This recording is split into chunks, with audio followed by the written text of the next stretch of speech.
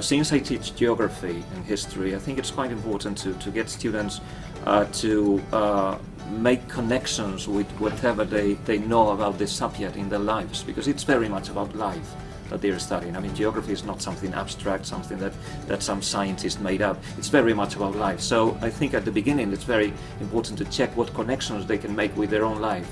And as they are going through the unit, to stop every now and then to see what they, how they are doing with the aims that we have with that particular unit. So yes, we do evaluate a lot. I might ask them to do self or peer assessment, the evaluating, which I think is also very, very important, and they get better at doing it. It helps their critical thinking skills.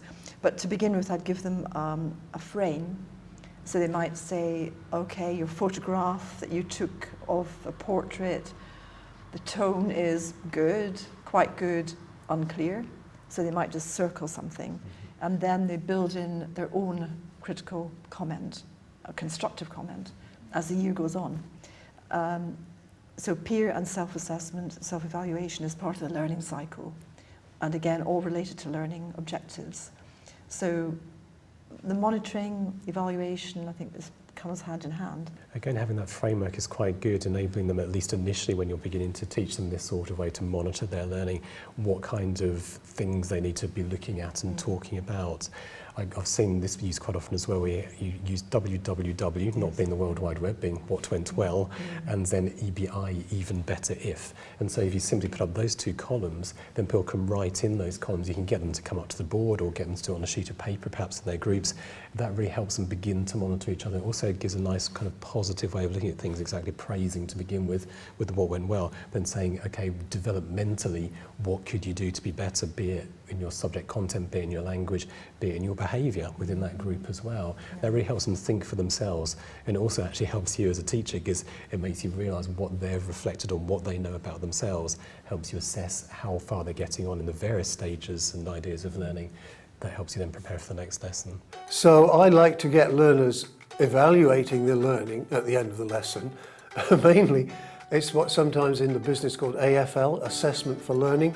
I need to know how well my objectives for my lesson have been achieved. I can't assume simply looking around the room and seeing smiling faces that everybody has understood and gone all the way or as far as I want. It cannot be assumed.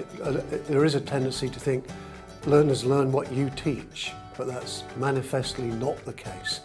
They learn what they're motivated to learn, and you need to check that they have actually got the principal concepts that will help you to achieve the objectives of the lesson. There's an idea which I've seen a lot of teachers use, which is an exit ticket, where you even get students to write down at the end of the lesson what they think they've learnt. Then there may also be a question they could ask on there, saying, what else would I need to know to further my knowledge or ability or capability in this subject? You can take that in as a teacher. It helps you then to prepare for that next lesson.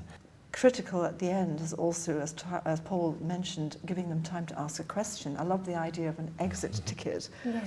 If you don't have time for that, just summarising by giving them time to think, review, ask questions, and think about what the next part of the learning might be.